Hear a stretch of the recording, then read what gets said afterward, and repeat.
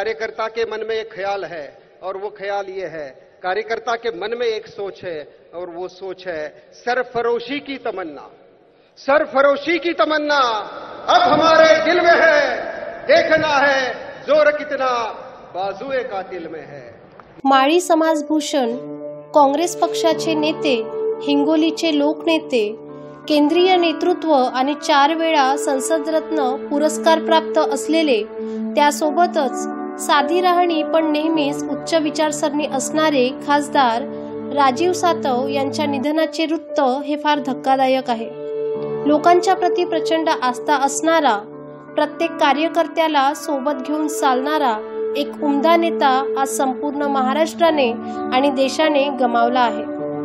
त्यांना विदर्भदूत परिवारातर्फे भावपूर्ण श्रद्धांजली। और ये एडवर्टाइज कब खत्म होगी और सही प्रोग्राम कब शुरू होगा, इस राह में बैठे हुए मेरे सभी दोस्तों, सभी बुजुर्ग, सभी साथियों, सबसे पहले मैं आप सबका धन्यवाद करना चाहूँगा कि आप सबके वजह से, जैसे हमने पिछले 7-8 साल से, 12 साल से जो शुरुआत की और आज एक चोटी पर हम पहुंच गए हैं, और जिस प्रकार से ये बुलंदी पर हम पहुंचे हैं, आज मेरे जन्मदिन के मौके पर यह आपने त्रिभाषिक कवि सम्मेलन रखा, इन सभी जिन्होंने इसका आयोजन किया उनका धन्यवाद। लेकिन साथियों, धन्यवाद मैं आपका इसलिए भी देना चाहूँगा कि आपकी दुआएं, आपकी मदद, आपका हरयोग से हर दिन हर पल मुझे सहयोग रहा, और राजीव सातव जो यहाँ तक पहुँचा है उसकी कहीं ना कहीं नींव इस कलमनुरी से रखी गई। मैं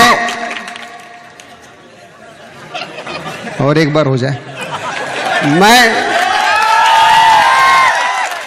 देखो भाई, अच्छे दिन कहीं आए ना आए, लेकिन आप लोगों के बीच में बैठा तो लगता है अच्छे दिन आए,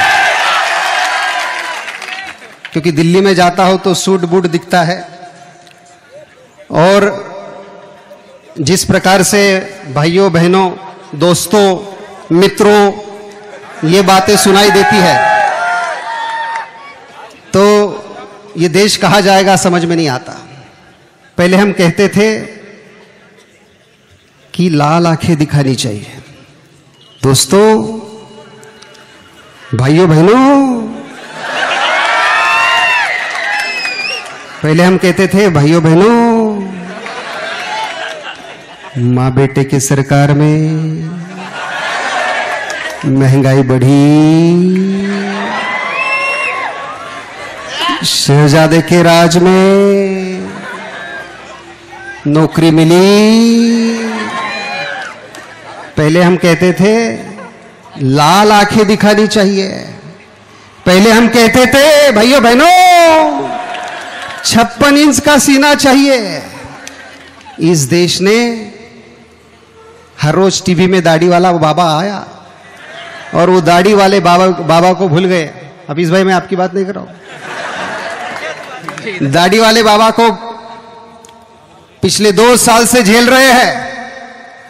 पिछले 2 साल से हम झेल रहे हैं। महंगाई कम होने का नाम नहीं, झगड़े बढ़ते ही जा रहे हैं और अच्छे दिन कहीं नजर नहीं आ रहे हैं। अच्छे दिन ना अटल जी को दिख रहे हैं, अच्छे दिन ना अडवाणी जी को दिख रहे हैं, अच्छे दिन ना मुरली मनोहर जी को दिख रहे हैं, और अच्छे दिन खड़से जी को भी नहीं दिख रहे। मैं इनकी बात नहीं कर रहा हूं, मैं जलगांव के खड़से जी की बात कर रहा हूं, एकनाथ खड़से जी की। और देखिए मराठा समाज के बड़े बड़े मोर्चे निकले।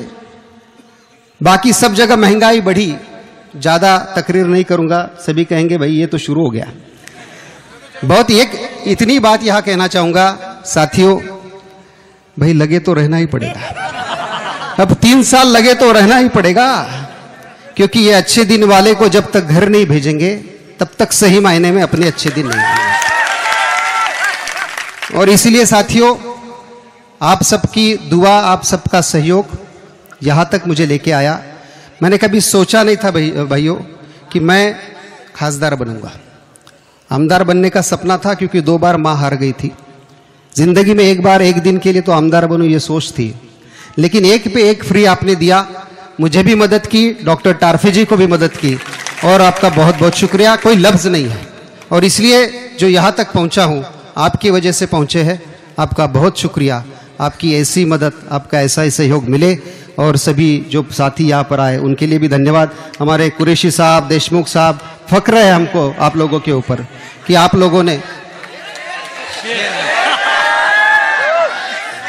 अरे यार शेर, अरे है मेरे पास। चाय बेचने वाले का, चाय बेचने वालों का, वाले का करोड़ों में सूट बिकता है। चाय बेचने वालों का करोड़ों में सूट बिकता है। जनता से ये कहते थे काला धन लाने वाले हैं। जनता से ये कहते थे काला धन लाने वाले हैं। थोड़ा सा और सब्र करो, अच्छे दिन आने वाले हैं। थोड़ा सा और सब्र करो, अच्छे दिन आने वाले हैं। हमको क्या पता था, हमको क्या पता था कि हिलने लगेगी ये धरती। हमको क्या पता था कि हिलने लगेगी ये धरती, और फांसी किसान लगाएंगे। हमको क्या पता था कि हिलने लगेगी ये धरती और फांसी किसान लगाएंगे। जूही नहीं सब तुमको कहते हैं फेंकू फेंकू फेंकू।